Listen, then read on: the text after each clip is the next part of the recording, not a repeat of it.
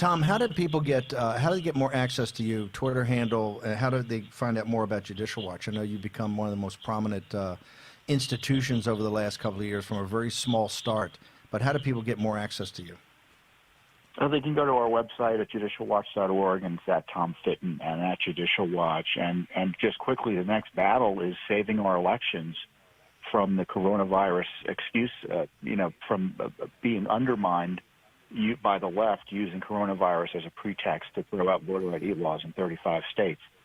This is the clear present danger to our system that the president should spend as much time emphasizing. Again, his instincts are to emphasize it and talk about it, but his team isn't focused on it either. You're talking about, before we go, you're talking about also this vote by mail, and we have a 30-day election period in October that leads up to November, but it's not a single-day vote. It's where you do just a national mail-in ballot and maybe even electronic voting. Vote by mail would means no voter ID.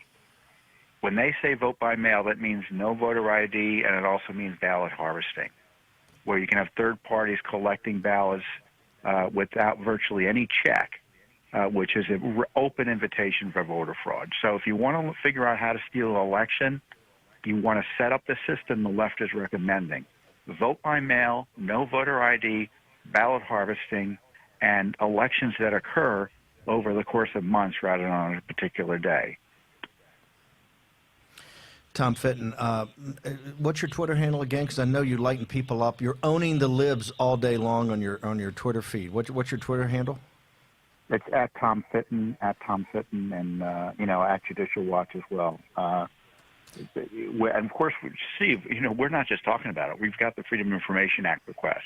So these questions aren't idle. We're following up, and we're prepared to go to court to get information from the deep state bureaucracy that destroyed our economy, in my view, needlessly for the last month. And the president should also emphasize, Steve, the CDC didn't mandate this. And you look at the guidelines, they say to do what say that we should be doing.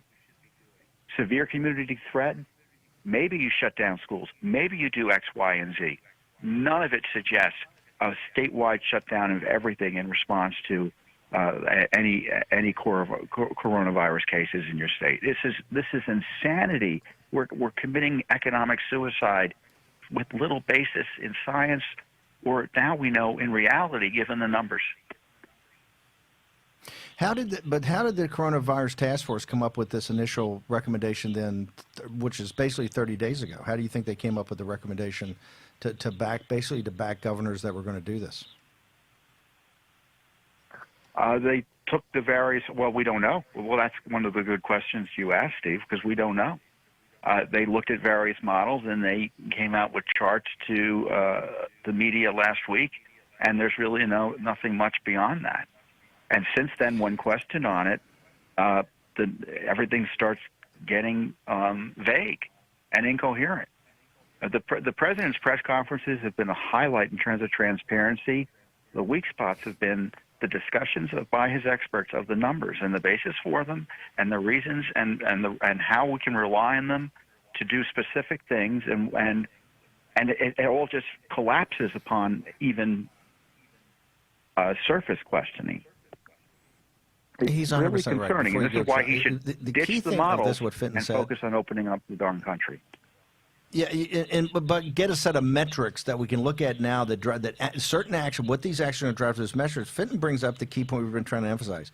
The 100,000 to the 240, the spread, the 100,000 assumed you were doing these actions. To have the thing drop from 88 now to 68 or 60, that's where you guys start questioning, hey, what exactly are we doing to jump in? It assumes that we're doing it through the end of May, beginning of June. That's the key. And yes, 100%. That's what Murray's told us. So, Tom, thank you very much. Well, by the way, on my 30 days. But the metrics are collecting the data.